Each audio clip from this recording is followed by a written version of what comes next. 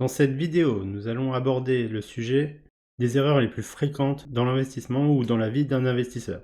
Les erreurs à éviter, on est tous conscients que ça peut nous arriver, ça nous est déjà arrivé, moi le premier.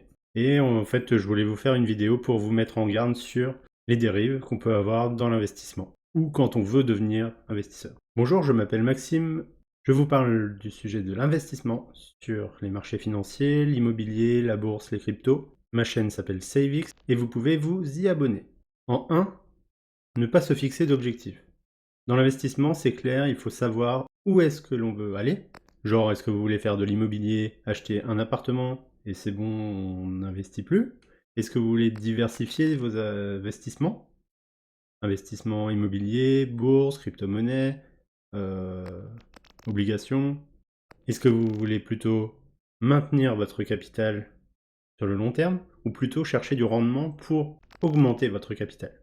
Faire le point sur les investissements long terme et court terme et réallouer en fonction de la conjoncture, de vos envies, de ce à quoi vous pensez qu'il est bon d'investir. Il faut forcément se former un minimum sur chaque type d'investissement et faire le plan d'action, plan d'investissement et savoir vers où vous voulez aller. Est-ce que vous voulez viser juste un petit revenu complémentaire? Est-ce que vous voulez viser l'achat de 1, 2, 3 appartements pour assurer une retraite plus confortable? Ou viser 1 million, 10 millions, 50 millions? Ça, c'est vous qui pouvez y répondre. En 2, le manque de diversification. On voit souvent, en fait, des typologies d'investisseurs.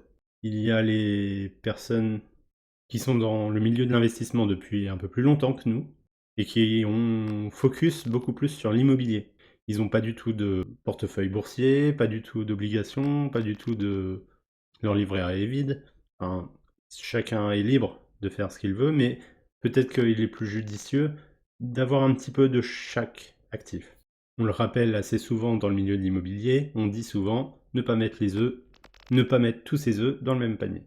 En 3, et je te conseille d'aller jusqu'au bout de la vidéo parce que vraiment tous ces conseils sont importants et à avoir en tête pour éviter les erreurs les plus communes.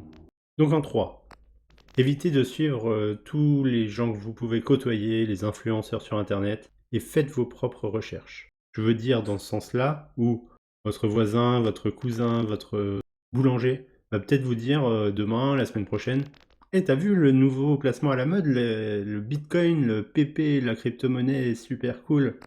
Mais en fait, est-ce qu'il y a une vraie valeur derrière?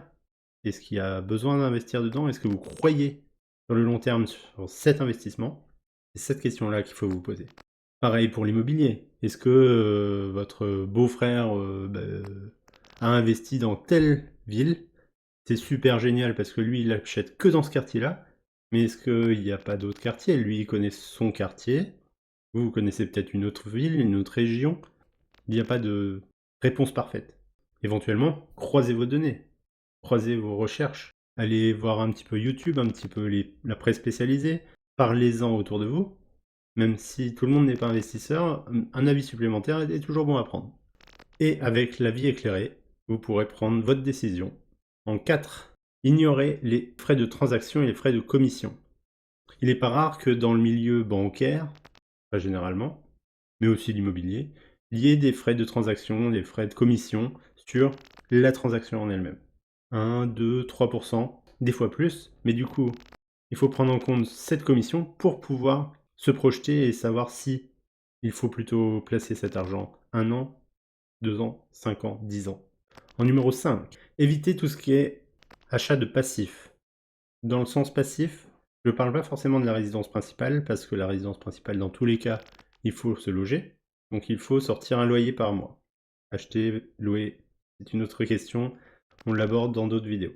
Par contre, dans passif, on parle de voiture, moto, gadgets électroniques, abonnement genre Netflix, Canal+, et compagnie, et tout ce qui touche le loisir en fait. C'est ok, important, et c'est un point certes important dans votre quotidien, dans votre vie, mais faire le point sur vos besoins essentiels et savoir ce que vous avez besoin sur le court terme et le long terme. Est-ce que vous avez besoin d'avoir le super iPhone dernier cri? Est-ce que vous avez besoin d'avoir une super BMW ou Mercedes? Ce n'est que des exemples. mais dans votre garage? Ou est-ce que une simple petite voiture suffira parce que dans tous les cas, vous vous servez de votre voiture qu'une fois par semaine? Je dis pas, certaines personnes ont besoin de prendre la voiture tous les jours, ont besoin d'une voiture fiable, plutôt récente. À vous de faire vos choix, encore une fois. En numéro 6, essayez de timer le marché.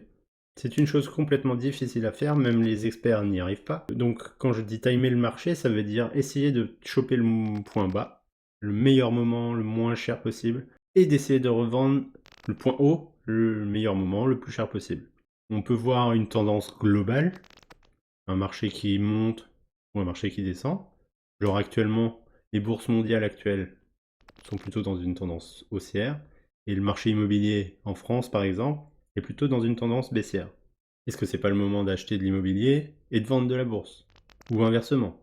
Chaque profil est différent, et j'aurais presque envie de dire, la meilleure solution face à ça, face au choix difficile d'essayer de timer le marché, c'est de faire du DCA, donc Dollar Cost Average. Et d'acheter un petit peu chaque mois, chaque trimestre, la même quantité soit d'actions, la même quantité en argent, ça c'est vous qui choisissez. Et du coup, sur la durée, même si ça monte, vous serez gagnant, et si ça perd, vous perdrez moins. En numéro 7, ne pas tenir compte de l'inflation. C'est une grave erreur. Encore il y a entre 10 et 5 ans en arrière, nous avions des taux zéro, pas d'inflation, les salaires ils bougent pas, bon pas de rendement non plus sur le livret A, mais au moins quand vous faites une performance sur la bourse de 7, 8, 10%, bah c'est ce que vous avez gagné face à l'inflation. Aujourd'hui l'inflation revient, nous sommes autour de 5-6% en 2023, et 2024 c'est un peu plus calme, mais on est quand même sur une tendance de retour de l'inflation. Donc, quand vous voyez un rendement de 3% sur le livret A, vous êtes content par rapport à il y a 5 ans. Il était proche de zéro. Mais face à l'inflation qui est à 5 ou 6%, bah en fait, vous avez toujours perdu 2%. Et c'est là la problématique. Pareil pour les placements en bourse ou en immobilier. Vous voyez du coup le placement et le rendement brut, et du coup, il faut enlever la partie inflation pour avoir le rendement net. Et donc toujours se poser la question et essayer d'investir sur des actifs avec un rendement supérieur à l'inflation. En numéro 8, le risque c'est de se laisser guider par ses émotions. Dans la panique, dans l'euphorie, votre voisin vous dit une information que vous attendez pas. Le crash est imminent, attention, faut tout vendre. Tout de suite, maintenant. Ou à contrario, votre cousin vous a dit faut acheter absolument ce truc-là, maintenant, tout de suite. Et vous, vous avez même pas fait vos recherches. Pourquoi il dit ça? Pourquoi? Est-ce qu'il y a des éléments? Ou est-ce que vous regardez plutôt du court terme et on appliquez ce qu'on vous dit, être influencé, comme on disait tout à l'heure? Ou vous regardez plutôt le long terme et vous checkez votre stratégie une fois par mois et ça suffit.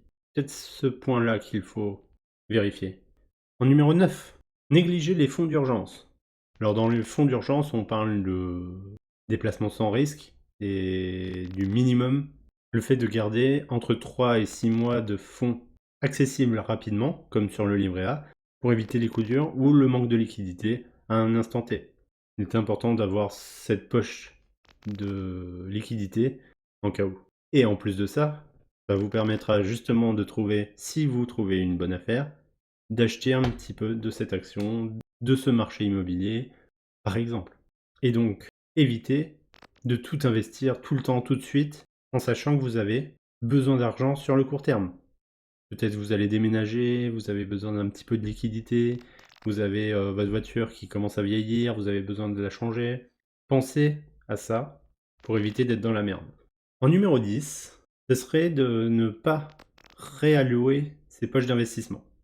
Comme je disais tout à l'heure, pas tous les œufs dans le même panier, et du coup, réallouer ses investissements, suivant la tendance du marché. Est-ce que le marché monte, le marché baisse? Est-ce que c'est le moment d'acheter, de vendre? Et du coup, il faut savoir pivoter. Ok, vous allez payer un peu d'impôts. Bah, c'est pas grave, c'est le jeu. Vous gagnez de l'argent, il faut payer un peu d'impôts. C'est notre contribution à notre pays, à notre système. Je ne rentrerai pas dans les détails. Mais il faut rééquilibrer les choses et justement par rapport à la pyramide de ce que vous avez besoin, vos investissements, du profil de risque que vous avez. Peut-être qu'aujourd'hui, avoir de l'or dans son portefeuille, c'est plus judicieux qu'il y a 10 ans. Est-ce que avoir des crypto-monnaies dans son portefeuille aujourd'hui, c'est plus risqué qu'il y a 10 ans? C'est tous ces éléments qu'il faut mettre bout à bout et savoir réallouer. Et le dernier point c'est ne pas négliger la fiscalité des investissements, des plus-values, connaître les impôts, quel type d'investissement, les niches fiscales. Donc on sait qu'il y a pas mal de niches fiscales dans l'immobilier. Il faut savoir qu'il y a la flat tax pour les plus-values. Voilà, faut être au courant de comment on va être imposé à la fin de l'année. Et donc du coup pouvoir calculer son rendement net par rapport au rendement brut. Globalement, faut faire un point sur votre niveau de risque, votre profil d'investisseur, que vous cherchez, quel type d'investissement, faire le point sur le rendement brut et le rendement net, prendre en compte l'imposition, les tendances du marché, et c'est déjà pas mal. C'est déjà un bon début pour être un bon investisseur. Si vous voulez plus d'informations, de tips et astuces, abonnez-vous. Vous savez qu'il y a toujours un guide gratuit dans la description sur les finances personnelles. Je vous invite à le récupérer. Mettez un like si vous avez appris des informations, si ça a été utile pour vous. Moi, ça m'aide dans le référencement YouTube et ça me prouve que j'ai fait du bon boulot. Ce contenu est gratuit et sur YouTube, vous avez une base d'informations pour être un meilleur investisseur. Et dites-moi en commentaire si vous voulez des vidéos sur un sujet particulier. Et je vous dis à bientôt dans une prochaine vidéo. Ciao!